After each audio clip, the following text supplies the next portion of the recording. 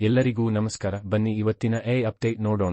ನಡೆಯುತ್ತಿರುವ ಪುನರ್ರಚನೆಯ ಭಾಗವಾಗಿ ಸೇಲ್ಸ್ಫೋರ್ಸ್ 1.0 ಉದ್ಯೋಗಿಗಳನ್ನು ವಜಾಗೊಳಿಸುವ ಸಾಧ್ಯತೆಯಿದೆ. ಕಂಪನಿಯು ಪ್ರಸ್ತುತ ಎಐ ಚಾಲಿತ ಉತ್ಪನ್ನ ಮಾರಾಟದಲ್ಲಿ ತನ್ನ ಉದ್ಯೋಗಿಗಳ ಸಂಖ್ಯೆಯನ್ನು ವಿಸ್ತರಿಸುತ್ತಿದೆ ಮತ್ತು 2025ರ ಆರ್ಥಿಕ ವರ್ಷದ ಆರಂಭದ ಮೊದಲು ಇತರ ಇಲಾಖೆಗಳಲ್ಲಿ ಉದ್ಯೋಗಗಳನ್ನು ಕಡಿತಗೊಳಿಸುವ ನಿರೀಕ್ಷೆಯಿದೆ.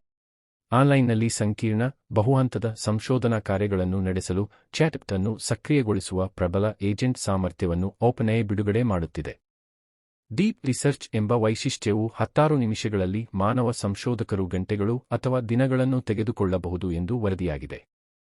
ರೋಗದ ವಿರುದ್ಧ ಪರಿಣಾಮಕಾರಿಯಾಗಿ ಹೋರಾಡಲು ಪ್ರತಿರಕ್ಷಣಾ ವ್ಯವಸ್ಥೆಯನ್ನು ಮಾರ್ಪಡಿಸುವ ಕ್ಯಾನ್ಸರ್ ಲಸಿಕೆಗಳನ್ನು ಅಭಿವೃದ್ಧಿಪಡಿಸಲು ಹೊಸ ಪ್ರಯತ್ನಗಳು ನಡೆದಿವೆ.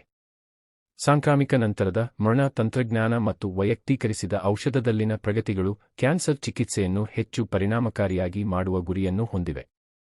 ಒಡಿಶಾ ಸರ್ಕಾರವು ವ್ಯವಕಲನ 12 ಫೌಂಡೇಶನ್ನೊಂದಿಗೆ ರಾಜ್ಯಾದ್ಯಂತ ವಿದ್ಯಾರ್ಥಿಗಳು ಮತ್ತು ಶಿಕ್ಷಕರಿಗೆ ಎಐ ಚಾಲಿತ ಪರಿಕರಗಳನ್ನು ಒಳಗೊಂಡಂತೆ ವಿಶ್ವದರ್ಜೆಯ ಶೈಕ್ಷಣಿಕ ಸಂಪನ್ಮೂಲಗಳನ್ನು ಒದಗಿಸಲು ಎಂಒಯುಗೆ ಸಹಿ ಹಾಕಿದೆ.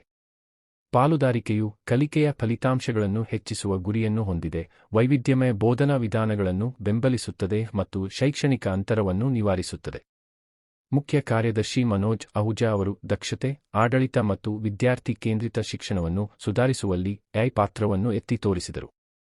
ಪ್ರಜ್ಞೆಯನ್ನು ಸಾಧಿಸಿದರೆ ಎಐ ವ್ಯವಸ್ಥೆಗಳು ಸಂಕಷ್ಟಕ್ಕೆ ಕಾರಣವಾಗಬಹುದು ಎಂದು ಸಂಶೋಧನೆ ಹೇಳುತ್ತದೆ. ಸರ್ ಸ್ಟೀಫನ್ ಫ್ರೈ ಸೇರಿದಂತೆ ಎಐ ವೈದ್ಯರು ಮತ್ತು ಚಿಂತಕರು ಸಹಿ ಮಾಡಿದ ಮುಕ್ತ ಪತ್ರದ ಪ್ರಕಾರ, ಬೇಜವಾಬ್ದಾರಿಯಿಂದ ತಂತ್ರಜ್ಞಾನವನ್ನು ಅಭಿವೃದ್ಧಿಪಡಿಸಿದರೆ ಭಾವನೆಗಳು ಅಥವಾ ಸ್ವಯಂಪರಿವಿನ ಸಾಮರ್ಥ್ಯವಿರುವ ಕೃತಕ ಬುದ್ಧಿಮತ್ತೆ ವ್ಯವಸ್ಥೆಗಳು ಹಾನಿಗೊಳಗಾಗುವ ಅಪಾಯವಿದೆ. ಉದ್ಯೋಗಿಗಳು ಎಐ ಅನ್ನು ಕೆಲಸಕ್ಕೆ ಏಕೆ ಕಳ್ಳಸಾಗಣೆ ಮಾಡುತ್ತಾರೆ? ಅನುಮತಿಗಿಂತ ಕ್ಷಮೆಯನ್ನು ಪಡೆಯುವುದು ಸುಲಭ ಎಂದು ಹಣಕಾಸು ಸೇವೆಗಳ ತಂತ್ರಜ್ಞಾನ ಕಂಪನಿಯ ಸಾಫ್ಟ್ವೇರ್ ಇಂಜಿನಿಯರ್ ಜಾನ್ ಹೇಳುತ್ತಾರೆ.